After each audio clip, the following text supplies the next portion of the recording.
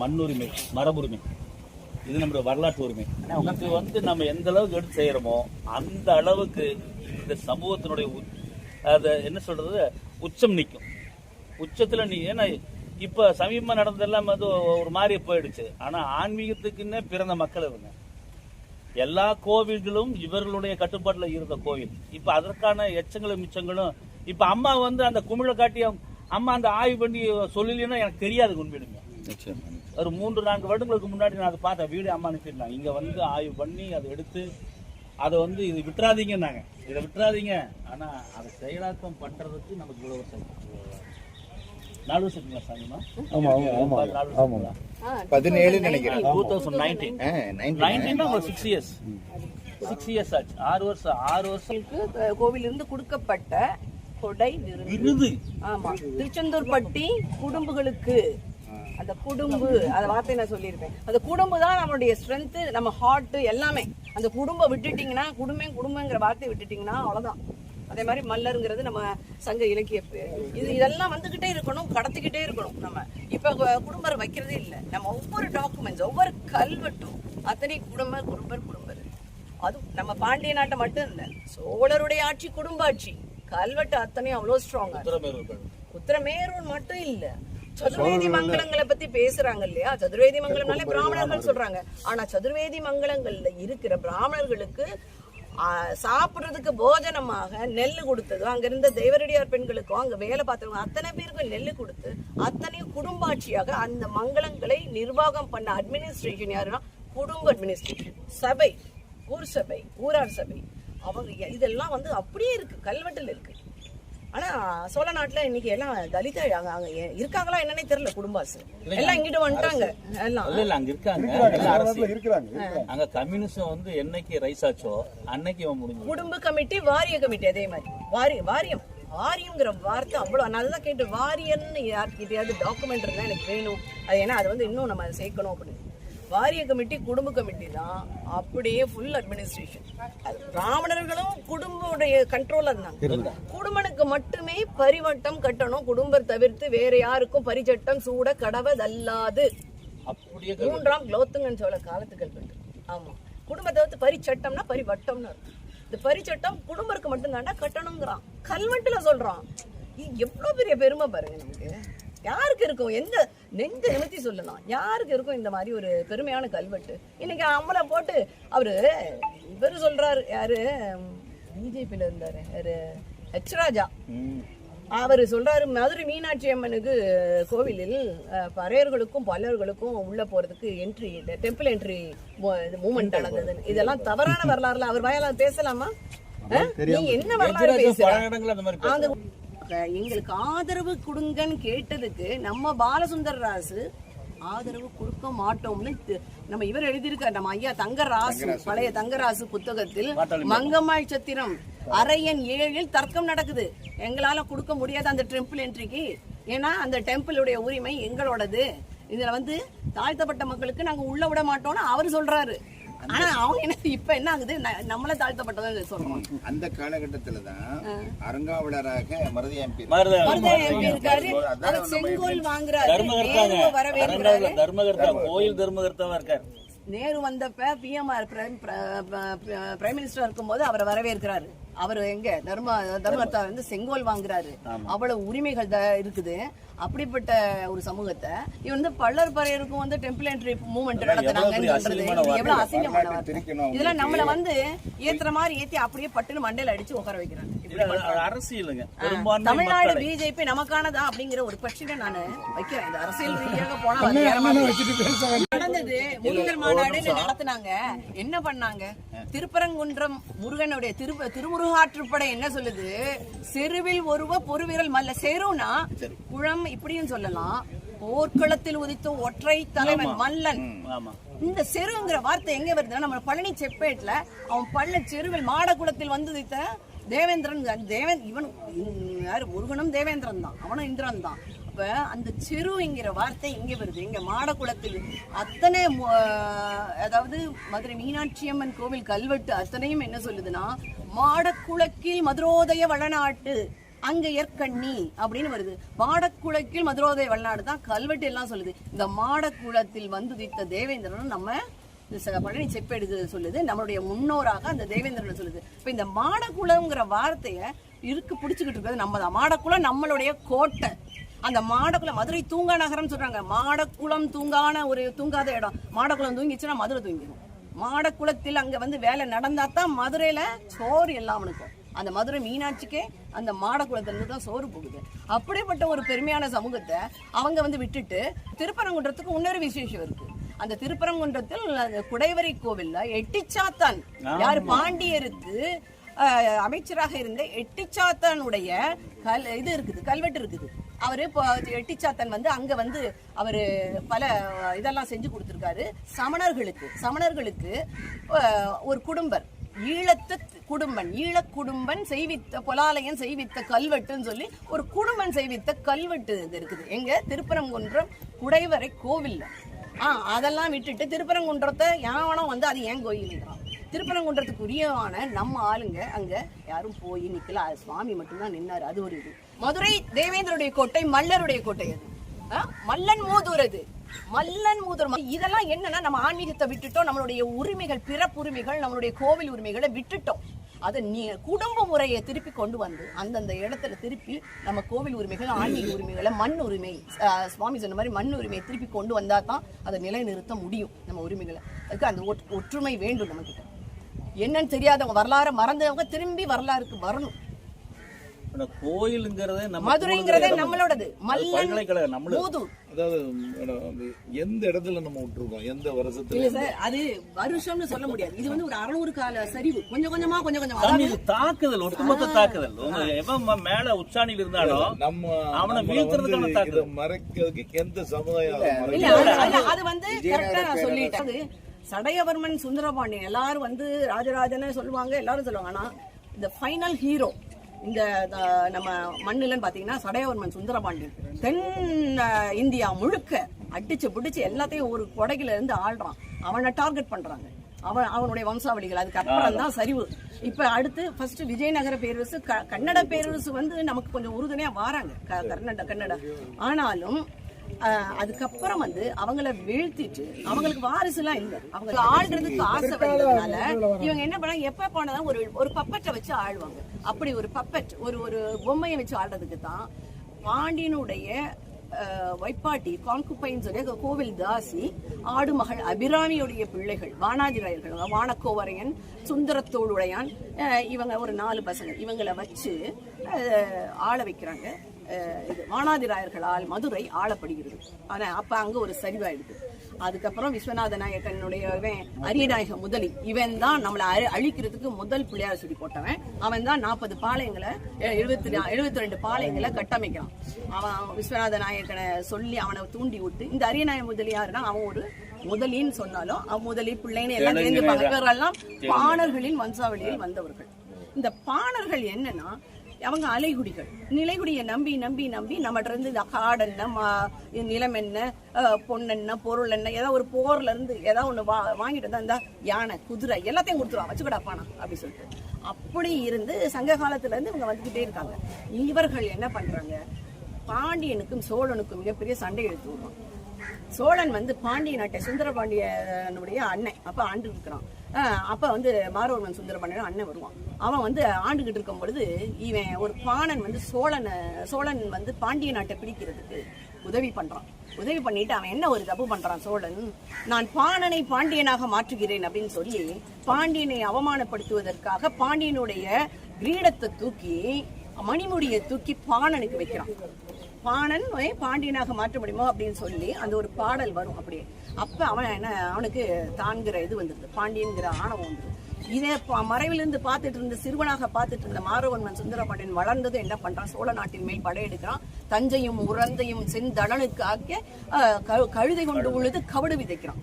அந்த அளவுக்கு அவன் கோபத்துல அடிச்சு தூக்கிட்டு அவன் பண்ண அதே இது அவங்களோட அந்த மண்டபத்துல உட்காடுறாங்க. பழையாறை மண்டபத்துலதான் அவங்க முடிசூடுற இடத்துல உட்காந்து இவன் பண்ண தப்ப அவனும் பண்ணிடுறான். வாடா பானான்னு சொல்லி அவரு பாணனுக்கு சோழனுடைய மணிமுடியை தூக்கி பாணனுக்கு வைக்கிறான். ஸோ இவனுங்க 2 பேர் இதுலயும் வந்து இவங்க வந்து அதுதான் இந்த பான் சொல்லுவாங்க. செஸ் விளையாண்டுருக்கீங்களா? அதுல இந்த பான்ஸ், இந்த சின்ன சின்ன வீரர்களை பான்ஸ் சொல்லுவாங்க.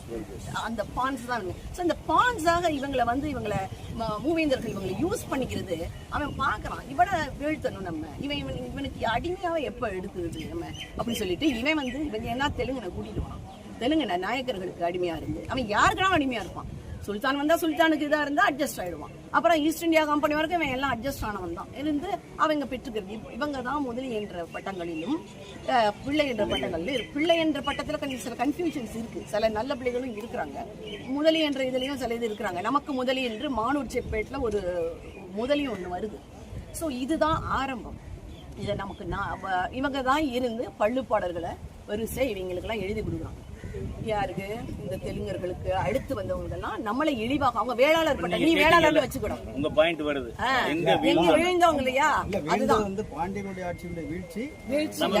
ஆமா, வீழ்ச்சி வந்து ஆரம்பிச்சது இந்த கடலோரமா மதம் மாத்திக்கிட்டே வரோம். வந்து நம்ம மதம் மாற்றுறதுல இங்க நம்ம கடையரு, நம்ம வாதிரியாரு, இவங்க கரையாள பிள்ளர்கள் மெயினா இவங்க எல்லாம் மதம் மாத்திட்டே வராங்க. சில பேர் அதுல இருந்து தப்பிச்சு கரையாளர்கள் இந்த பக்கம் வராங்க.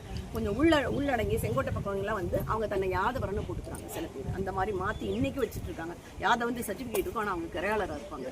சோ இந்த மாதிரி இவங்க போர்ச்சுகீஸ் படையெடுப்பு ஒரு பக்கம், இன்னொரு பக்கம் இவன் என்ன பண்ணா பாண்டியர் அந்த மூவேந்தருடைய செட்டப் போன பிறகுமே இவங்களுக்கு ஆட்சி பண்ண தெரியல நாய்க்காசுக்கு. அப்ப என்ன பண்றாங்க, எல்லாரையும் உள்ள விடுறோம். ஆமா, அப்ப வரும்பொழுது இவங்களுக்குலாம் ஆட்சிக்கு இவங்க நம்ம உள்ள இருக்கிற படை வேற 72 பாளையங்க. அப்ப நமக்குரிய குடும்ப முறையை இது பண்ணிட்டு உனக்குரிய சோசியல் கோவில் இதெல்லாம் வேணும்னா நீ எங்களுக்கு சோறாக்கி போடு, நீ எங்களுக்கு உழவு தொழில் பண்ணு, இல்லைன்னா உனக்கு கோவில் உரிமை கிடையாது. அப்ப அட்லீஸ்ட் நம்ம கோவில் உரிமையா தக்க வச்சுக்கணும்னு சொல்லிட்டு அப்ப அவன் காலத்துல கூட திருமலை நாயக்கர் காலத்துல கூட இருந்தது ஓரளவுக்கு. அங்கங்க சோசியல் உரிமைகள்லாம் கோவில் பரிவட்ட உரிமைகள்லாம் ஏதோ அவங்க கொடுத்துட்டு அவன் சோறு போடுறான். அதுல மாடக்குளம் தூங்கிருச்சுன்னா மதுரை தூங்கிரும். அதனால மாடக்குளத்துல வேலை நடக்கணும். அங்க இருந்து கரும்பு சாறு பிழிந்து அதுல இருந்து அந்த ஒரு வாய்க்கால் மாதிரி போய் தான் பாண்டியரோட அரண்மனை கட்டியிருந்திருக்காங்க. அந்த அரண்மனையை இடிச்சுட்டு அதுக்கு மேல திருமலை நாயக்கர் கட்டியிருக்காங்க. ஏன்னா அந்த கரும்புச்சாறு போன தடயங்கள் அந்த இதெல்லாம் இருந்தது. அந்த அரண்மனை கட்டுறது அது பாண்டியர் அரண்மனை தாங்க. அது ஆமா, பாண்டியர் அரண்மனைக்குள்ள இவன் பூந்துட்டாங்க. அதுதான் கட்டுமானம் எல்லாம் நீங்க பாத்தீங்கன்னால பேஸ் கட்டுமானம் எல்லாம் பாத்தீங்கன்னால கிட்டத்தட்ட 1000 ஆண்டுகளுக்கு முந்தைய கட்டுமானம் தான். பேஸ்மெண்ட்டை பாத்தீங்கன்னா இப்ப இந்த இதுல வந்து எல்லாரும் டச்சுக்காரர்கள் வராங்க. கடைசியா வந்தவன் தான் ஈஸ்ட் இந்தியா கம்பெனி. இவன் எல்லாத்தையும் புடுங்கிடுறான். அப்புறம் நடுவுல வந்து சுல்தான்கள் வந்து விடுதலை அவங்கவுங்க விடுதலை ஆயிட்டு அந்த சுல்தான்கள் வந்து தனித்தனி ஆட்சி இது பண்றாங்க. மைசூர் இவங்க சுல்தான் இதுக்கெல்லாம் வந்து உள்ளுக்குள்ள பாளையங்கள் பிரிந்து அப்படியே ஜமீன் ஆகுது. இவன் என்ன சொல்லிடுறாங்க, ஈஸ்ட் இந்தியா கம்பெனி நீ எப்படியும் அடிச்சுக்கோ, எனக்கு தேவை ஆமா டாக்ஸ் வரி கட்டிடு. அப்ப இந்த வரியை கட்டுறதுக்கு உழவு வரி வந்து நம்ம கிட்ட இருந்து தான் வாங்கணும். இவன் யாரு? ஜமீனுங்க. அப்ப அவன் நம்மள்கிட்ட வந்து இவன் ஜமீன் சொல்லிக்கிட்டாலும் இவன் யாருன்னா எல்லாருக்கும் வரி வசூல் பண்ணி கொடுக்குற ஆமா வேலைக்காரங்க தான். நம்ம கிட்ட வந்து வரி வசூல் பண்ணி கொடுக்கணும். 11 பங்கு அவன் எடுத்துப்பான், 1 பங்கு ஜமீனுக்கு கொடுப்பான். இப்படிதான். அப்ப வரிய வசூல் பண்ண முடியாது, நான் கொடுக்க மாட்டேன்னு சொன்னவர் தான் சுந்தரலிங்க குடும்பனார். அங்கதான் வர்றாரு. சுந்தரலிங்க குடும்பனார் வந்து கொடுக்க முடியாதுன்னு சொன்னதுனாலதான் வேற வழி இல்லாம கட்டபொம்மை எப்படியாவது அவனோட ஜாயின் பண்ணிக்கிட்டு கட்டபொம்மை இவங்க எல்லாம் ஒரு இது பண்ணி வர்றது. ஸோ இது வந்து அப்படியே வந்துகிட்டே இருக்கும் பொழுது ஓரளவாவது கொஞ்சம் இருக்கும் பொழுது திராவிடம் வந்து நம்மள சவுத் இந்தியன் லிபரல் ஃபெடரேஷன் தான் அவங்க முதல் இது பண்றாங்க. இவன் என்ன பண்றான், 1924 வரைக்கும் ஓகே நம்ம சேஃபா இருக்கோம், எஸ்சி எதுவும் இல்லை. அப்ப வந்து பிரிட்டிஷ் கிளம்புறான் நம்ம கிட்ட கொடுத்துட்டு. அப்ப இரட்டை ஆட்சி முறை, டயாட்சி முறை சிஸ்டம், கவர்னர் ஆட்சி இதெல்லாம் சட்டசபையை ஒண்ணு உருவாக்கிட்டு போகணும், இவங்க கையில கொடுத்துட்டு போகணும். அப்ப என்ன சொல்றாங்க, டெப்ரஸ்ட் பீப்புள்லாம் யாரு? அப்ப டெப்ரஸ்ட்னா இந்தியா முழுக்க ஒரு 6 கோடி பேரை வந்து டெப்ரஸ்ட் டிக்ளேர் பண்றான். சில பேர் ஒவ்வொரு ப்ராவின்ஸ் வைஸ் மாறுது. அப்ப இந்த டெப்ரஸ்ட்ங்கிறதுக்கு என்ன ஒரு பேராமீட்டர், ஒரு ஸ்லாப் ஒன்று ஃபிக்ஸ் பண்ணணும். அப்ப அந்த ஸ்லாப் என்ன அப்படின்னு பார்த்தா இது வந்து ஹிந்து பேஸ்ட் ஒரு கம்யூனிட்டி. அதனால யாரெல்லாம் கோவிலுக்குள்ள நுழைய முடியாதோ, யாரெல்லாம் தொட்டால் தீட்டும், யாரெல்லாம் பார்த்தால் தீட்டும், இப்படி சமுதாயத்தால் ஒதுக்கிவிடப்பட்டவர்களை நீ வந்து இதுல போடலாம் அப்படின்னு south Bharat committee, Indian legislative committee 1919 இவங்க எல்லாம் பேசுறாங்க. அந்த சவுத் பாரத்ங்கிற தலைமையில இந்தியன் பிரான்சைஸ் கமிட்டி அங்க வந்து பேசுறாங்க. இவன் என்ன பண்றான், இங்க இருக்கிறவன் அதெல்லாம் விட்டுட்டு இவன் ஃபர்ஸ்ட் வந்து பிராமின் நான் பிராமின் அப்படின்னு பிரிக்கிறான். இது வந்து மெக்காலே எஜுகேஷனுக்காக அவன் ஆரம்பிக்கிறாங்க. அவன் வந்து இந்த கிழக்கு இந்திய இந்த இல்ல கிழக்கு இந்திய மொழிகள், இந்த மொழிகள்லாம் பண்ணக்கூடாது, ஒன்லி இங்கிலீஷ். அப்ப இங்கிலீஷ் உடம்பால தான் அவன் வந்து இந்தியன், ஆனா உள்ளத்தாலையும் அவனுடைய பிஹேவியர் எல்லாமே இங்கிலீஷா இருக்கணும். அவன் இங்கிலீஷ்க்கு அடிமையா இருக்கணும், ஒரு பப்பட்டா இருக்கணும். அப்படி வந்து ஒவ்வொரு இனத்திலையும் செலக்ட் பண்றாங்க. அப்படி நம்ம இனத்திலையும் சில பேரை செலக்ட் பண்ணி இது பண்ணி இங்க லண்டனுக்கு அனுப்பி அங்க இருக்கிற பிரம்மாண்டங்கள் எல்லாம் காமிச்சு இங்கிலீஷ் எஜுகேஷன் இதெல்லாம் கொடுத்து செஞ்சு இங்க வந்து இந்த மரபெல்லாம் அழிக்கணும் அப்படின்னு சொல்லி அந்த வேலையெல்லாம் பண்ணுவாங்க. அப்போ இந்த மாதிரி ஒரு பக்கம் பண்ணும் பொழுது, இந்த மெக்கால எஜுகேஷன் பண்ணும் பொழுது எல்லாரும் ஒரே இடத்துல உட்காரும் போது அப்போ பிரச்சனை வருது. மாடு திங்கிறனோட நான் உட்கார மாட்டேன், மாட்டை உரிச்சு செஞ்சு தொழில் பண்றவங்களாம் உட்கார மாட்டேன்னு இந்த மாதிரிலாம் பிரச்சனை வரும்பொழுது முஸ்லீம்ஸை தான் ஃபர்ஸ்ட் பேக்வர்ட்னு அறிவிக்கிறாங்க. 1800 சொச்சத்துல Muslims were the first backward classes. அதுக்கப்புறம் என்ன பண்றா, பிராமின் நான் பிராமின் செட்டப்ல கொண்டு வந்துட்டு அப்புறம் பேக்வேர்ட்ல எல்லாரையும் பேக்வேர்ட் ஆக்கிட்டோம். பிராமினை தவிர்த்து மத்தெல்லாம் பேக்வேர்டு. இப்போ மறுபடியும் இந்த பேக்வேர்டை மறுபடியும் பிரிக்கிறோம். அதுல இருந்து டெப்ரஸ்டு பேக்வேர்டு அப்படின்னு ஒன்று கொண்டு வரோம், நான் டெப்ரஸ்டு பேக்வேர்டு. இங்கே தான் சிக்கலாகி என்ன பண்றான், இந்த டெப்ரஸ்ட்ல நம்மளை சீக்கிரம் டெப்ரஸ்ட் அன்டச்சபிள். அவன் என்ன சொல்றான், மூணா பிரிக்கிறாங்க. ஒன்று கிரிமினல் ட்ரைப், ஃபர்ஸ்ட் இடத்துல கிரிமினல் ட்ரைப்ஸை தான் டெப்ரஸ்ட்லேயே போகணும்னு ஒரு வாக்குவாதம் வருது. இப்போ இந்த depressed criminals, depressed untouchables, depressed tribes பழங்குடியினர், இந்த மூணா பிரிக்கிறான். இந்த டெப்ரஸ்டு கிரிமினல்ஸ்ல இந்த 26 சாதிகள், அதுல கள்ளன் மரபன் உண்டு, காலாடி கிடையாது, நல்லா தெரிஞ்சுக்கோங்க. அப்ப காலாடி கிடையாது போடுறான். இந்த அன்டச்சபிள்ல நம்மள போடுறான், தூக்கி போடுறான். அப்ப பள்ளன்கிற சப்காஸ்டை மட்டும் போடுறான். போட்டு 1930 ஜூன் ஜீவோ நம்பர் 777 1930 இந்த ஜீவோவை நான் என் புக்ல போட்டிருக்கேன். 1930 யார் போடுறா, மெட்ராஸ் பிரசிடென்சி மாகாணம் போட்டு ரெக்கமெண்ட் பண்றான்.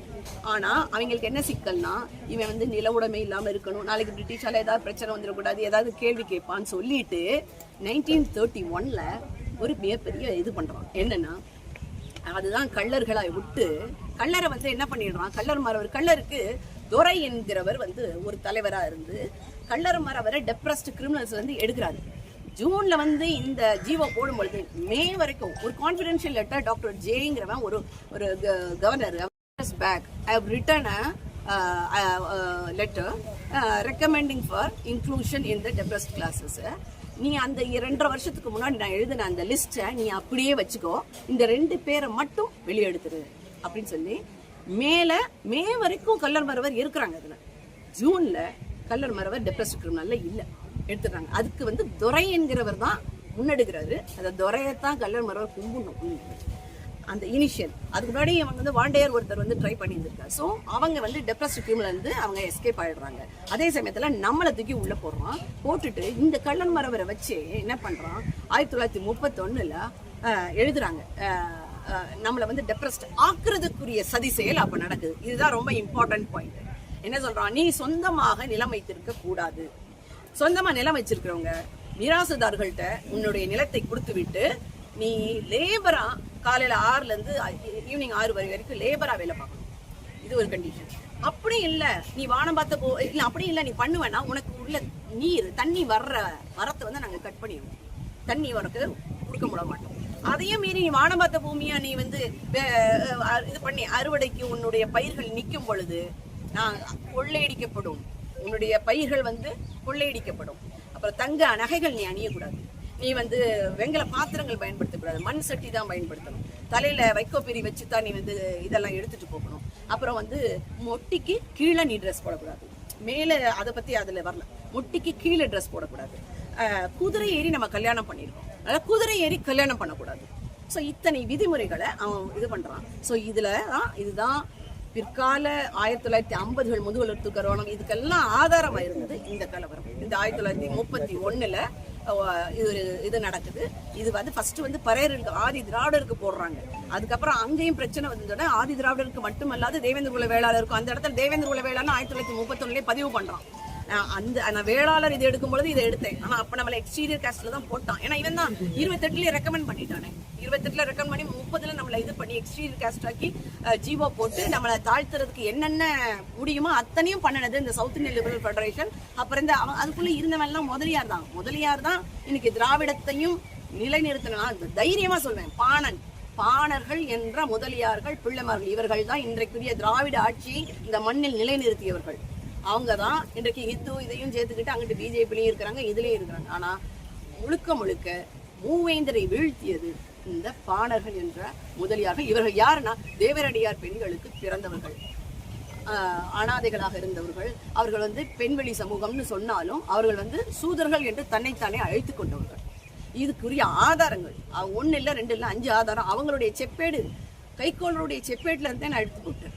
அவங்க பாணர் நவ வீரர்கள் அவங்களே போட்டிருக்காங்க. அம்மா எழுதின புத்தகத்துல இதெல்லாம் இருக்குதுங்க.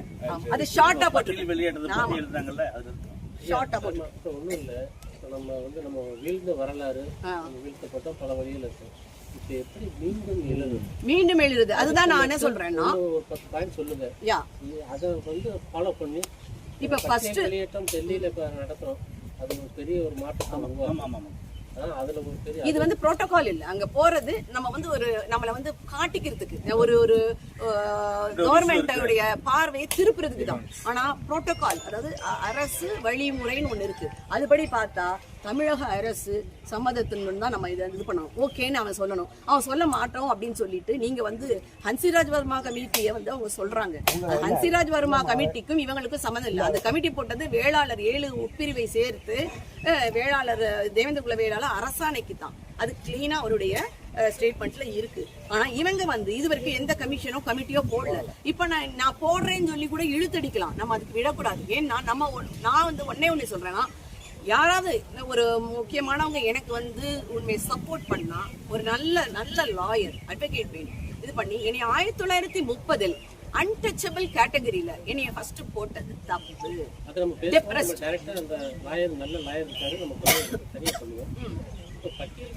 இல்ல அதுதான் சொல்றேன், பட்டியல் வெளியேற்றத்துக்கு இதுதான் அடிப்படை. அரசாங்கம் தான், பாரதிய ஜனதா கட்சி தான் இந்தியா முழுவதும் ஒரு பெரிய ஆளுமையான கட்சியா இருக்கு. அவங்களுக்கு நம்ம ஒற்றுமையாவும் நம்மளுடைய வழியாவும் அங்கே போய் சொல்லிட்டு இங்க சட்டமன்றத்துல பாஸ் இல்லங்க. நம்ம சட்டப்படி ஒரு லெட்டர் இங்க கொடுக்கணும். கொடுத்துட்டு அதே லெட்டரை அங்கேயும் கொடுத்துட்டு புரோட்டோகால் படி பண்ணிட்டு, ஆனாலும் என்ன சொல்றாங்க, இதுக்கு அடிப்படையாக 1930 என்னை அன்டச்சபிள் கேட்டகரியில போட்டது தப்புன்னு சொன்னாலே முடிஞ்சு போச்சு. அவன் ஆமா தப்புங்க. ஏன்னா இல்ல, இந்த ஜீவோவே நான் இப்பதான் போட்டு, வேற யாருமே எடுக்கல. இப்ப நான் தான் எடுத்து வச்சிருக்கேன். அந்த ஜீவோ பெரிய லாயர் இல்லங்க 1930 சார். நீங்க உங்க சாதியிலேயே ஒரு ஆட்கள் கோர்ட்டுக்கு போயிட்டாங்க அப்படின்னு சொல்லிட்டு அவன் நிப்பாட்டி வச்சிருக்கான். நல்லா தெரிஞ்சுக்கிறேன். போய் சட்டத்தில் எடுத்தோடனே போய் அவன் மேல கவுண்டர் பெட்டிஷன் போட்டீங்கன்னா நாங்க கொடுக்க ரெடி, உங்க கவர்மெண்ட் உங்க ஆட்களே இது போட்டு நிப்பாட்டிடுவாங்க. அதெல்லாம் அரசியல் டாக்டிக்ஸ். அதை விடுங்க. அதே நேரத்துல அம்மா சொன்ன மாதிரி பிரிட்டிஷ்காரன் யாரெல்லாம் டிப்ரெஸ்ட் கிளாஸ்ல சேர்க்கணும்னு சொல்லும் போது அவனே சில இன்ஸ்ட்ரக்ஷன் சார், என்ன கொடுக்குறாங்க, சேர்க்காதங்க. அப்போரிஜின்ஸ் சொல்லுவாங்க. அப்போரிஜின்ஸ்ல பழங்குடி மட்டும் இல்ல, இந்த மண்ணின் மைந்தர்களை சேர்க்க கூடாது. ஒருத்தர் எக்கனாமிக்கலி வீக்கரா இருக்காங்க, அதாவது ஏழையாக இருக்கிறார்கள் என்பதால் நீ டிப்ரெஸ்ட்ல சேர்க்க கூடாதுன்னு ஒரு பாயிண்ட் சொல்றான். அப்படிங்கும்போது என்னைய ஏன் நீ வேளாண் குடி மக்கள் எப்படி அன்டச்சபிளா ஆவான், தீண்டத்தகாதவரா ஆவான். அப்படி போட்டு வேற ஒண்ணும் இல்ல. இது கோர்ட் மூலம் ஒரே ஒரு இது வாங்க போறோம், இவங்க அன்டச்சபிள் கிடையாது, உண்மைதான் அப்படி சொல்லிட்டாலே அங்கேயே முடிஞ்சு போச்சு. அதை கொண்டு நான் அன்டச்சபிள் கிடையாது, என்ன எக்கனாமிக்கலி வீக்கர்னு நினைச்சேன்னா இடபிள்யூஎஸ்ல நீ கூட ஃபார்வர்ட் காஸ்ட்ல இருக்கு. பட்டியல் வெளியேற்றத்துக்காக அந்த டாக்குமெண்டேஷன் ரெடி பண்றதுக்காக உங்களே கமிட்டில போட்டு அது எக்கச்சக்கமா எத்தனை தான் நான் எழுதி கொடுத்திருக்கேன் எல்லாருக்கும். டெல்லியில போய் நான் இன்னும் கூட ரெடி பண்ணி வச்சிருக்கேன். 1985ல டெல்லி வேலையெல்லாம் முடிஞ்சிருச்சுங்க. 5/7/2021 கோர்ட்டுக்கு போய் ஜெயிச்சா கேரளாவில். கோர்ட்டுக்கு போய் கேரளாவில் ஒரு கம்யூனிட்டி, தண்டான் கம்யூனிட்டி, அது வரைக்கும் அவன் எஸ்சி தான். அவன் எஸ்சில இருந்து வெளியில வர்றான் பை கோர்ட்டுங்க. நீங்க ரெசிடியூஸ்லாம் கிடையாது, அம்மா அந்த ரூட் தான் பிடிக்கிறாங்க. நீங்க கோர்ட்டு மூலியமா 1930 நான் என்ன நினைக்கிறேன்னா, ஏன்னா முன்பிருந்த நிலைக்கு கொண்டு போ. நீ ஒன்னும் புதுசு ஒன்றும் போட வேண்டிய அவசியம் இல்லை. முன்பிருந்த நிலைக்கு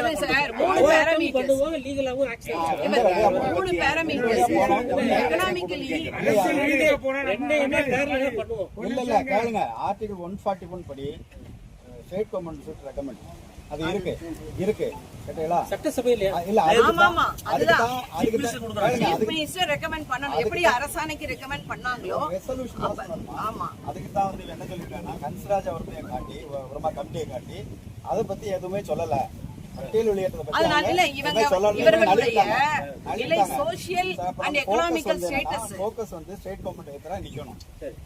எதிராக நிக்கும் போது அந்த போராட்டம் பண்ணணும். லீகல் சைடுல பார்த்தோம்னா லீகல்ல வந்து டிலே ஆச்சுன்னா அதை சொல்லி தப்பிப்பாங்க இருக்கா, எல்லாம் கோர்ட்டு போயிட்டேங்க. இன்னொன்னு ஆதி திராவிடர்னு பேர் மாத்திரம் பட்டியல், அதாவது ஷெட்யூல் காஸ்ட்னா பட்டியல் சாதியினர். கேரளாவில் பட்டியல் சாதியினர், இங்க என்ன மாத்திருக்காங்க, ஆதி திராவிடர் நலத்துறை ஆதி திராவிடர்னு வரலாம். நமக்கு சர்டிபிகேட் அதனாலே பல பேர் ஆதி திராவிடர்னு சர்டிபிகேட் வச்சிருக்காங்க. அதனால என்ன தேவேந்திர வேளாளர் என்ற ஆதி திராவிடர் வகுப்பை சார்ந்தவர் தான் நமக்கு கொடுக்குறாங்க அப்படின்னு சொன்னா இது பேசிட்டு போனாங்க. வழக்கு போகும்போது என்ன சொல்லிட்டாங்க, இது அரசுடைய கொள்கை முடிவு சொல்ல முடியாது. கோர்ட் வந்து நீங்க வந்து அது கொள்கை முடிவு சொல்லக்கூடாது. இல்ல சொல்லக்கூடாது, அவன் சொல்லிடுவான்ல. இருபக்கம் ஏன்னா ஆதி திராவிடர் யாரும் ஜீவோ இல்ல. வரையற தெலுங்கு தேசம் வரையற ஆதி திராவிடர் சொல்லிட்டு அதாவது ரெண்டு பக்கம் கோர்ட்டையான கருத்து. எவ்வளவு டாக்குமெண்ட்ஸ் இருந்தாலும் உங்களுக்கு ஃபேவரா வரணும்னு சட்டம் கிடையாது. வழக்கறிஞர்கள் இருக்கும். அதனால எல்லாம் சேர்த்து போகணும். நீங்க ஃபோர்ஸ் கொடுக்கணும். ஆனா எதுவுமே இல்லாம கூட நீங்க சொன்ன மாதிரி இவங்க சொன்ன மாதிரி நரிப்பறவர் சொந்தம் இருக்காங்கல்ல அக்கிபிக்கு, அதை வந்து எப்படி சேர்த்துட்டாங்க, இவங்க ரெக்கமெண்ட் பண்ணாங்க, பழங்குடியினர் சேர்த்துட்டாங்க. இதுல என்ன கூத்துனா அவங்க பெரிய போராட்டம் எல்லாம் பண்ணல. பிசில ஏன் உங்களை வெளியேற்ற மாட்டாங்க, அத காரணமும் நமக்கு தெரியணும். இனிமே பண்ணுவோம் சார். இப்ப எல்லாம் நம்ம ஒற்றுமையா நீங்க 2 பாயிண்ட் சொன்னீங்க பவன. ஒன்னு அபிஷியலா மூவ் ஆகுது, இன்னொன்னு ஆமா லீகலா மூவ் ஆகுது, இன்னொன்னு டெமோக்ரஸியா மூவ் ஆகுது. இந்த டெமோக்ரஸிங்கிறது வெரி இம்பார்ட்டன்ட். என்னன்னா நாளைக்கு இந்த சமுதாயத்தை ஓட்டு வாங்க முடியாதுங்கிற எண்ணம் வந்தா மட்டும்தான் இந்த ஸ்டேட் கவர்மெண்ட் நமக்கு ரெக்கமெண்ட் பண்ணுவான். 2026 பட்டியல் வெளியேற்ற அரசியல் இப்ப அந்த அரசியலை நோக்கி நம்ம நகரணும். அந்த அரசியலை நோக்கி நம்ம டெல்லி போராட்டத்துக்கு அடுத்து சென்னையில அதுதான் இப்ப சொல்ல போறேன். அதுதான் சொல்ல போறேன். டெல்லி முடிச்சது ஒரு கோட்டையை நோக்கி மெயினா கோட்டையை அதிர வைக்கிற மாதிரி ஒரு குரூப் போய் நம்ம அங்க போய் உணர்வு தமிழக மக்களுடைய இதை வந்து போக்கஸ நம்ம பக்கம் திருப்ப வைக்கணும். மிகப்பெரிய ஒரு போராட்டம்.